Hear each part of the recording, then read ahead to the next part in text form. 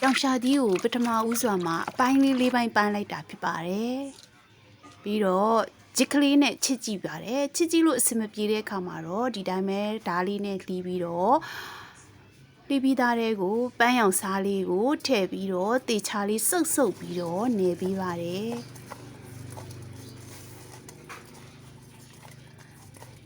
စားနဲ့နေပြီးလို့စေးလိုက်တဲ့အခါကျတော့မှခါးရည်တွေထွက်သွားမှဖြစ်တဲ့အတွက်တိတိချာချာလေးနေပါတယ်ပြီးတော့ရေစင်အောင်လို့3ထပ်လောက်စေးလိုက်ပါတယ်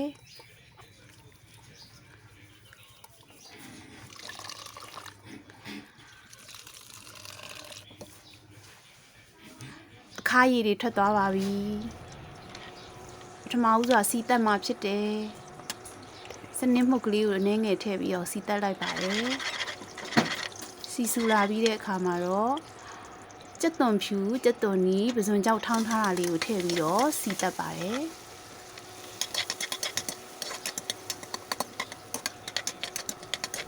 စီတက်တဲ့အခါမှာကြက်သွန်လေးတွေနွမ်းသွားတဲ့အထိကိုစီတက်ပေးရမှာဖြစ်ပါတယ်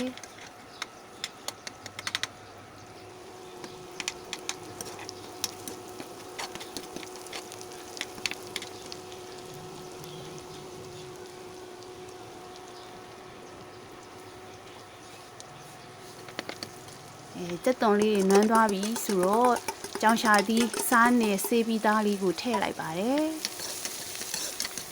ထည့်ပြီးတဲ့အခါမှာမီးလေးကိုတင်ထားပြီးတော့စီတက်ထားတာနဲ့ကြောင်ရှာသီးကိုထည့်ပြီးမှွေထားတာလေးကိုနွမ်းပြီးဣသွားတဲ့ထိအောင်15မိနစ်လောက်အချိန်ယူပြီးတော့ချက်လိုက်တာဖြစ်ပါတယ်ပြည့်နဲ့ကြောင်ရှာသီးအယောင်လေးတွေကအယောင်လေးပြောင်းပြီးတော့စားခြင်းစပွဲကြောင်ရှာသီးလေးတစ်ခွက်ကိုရရှိပြီပဲဖြစ်ပါတယ်ဇွန်ကြောင်နန်းချင်းလေးနဲ့ကြောင်ရှာသီးတရောင်းကိုကြော်ထားတဲ့အရသာရှိတဲ့ကြောင်ရှာသီးကြော်လေးပဲဖြစ်ပါတယ်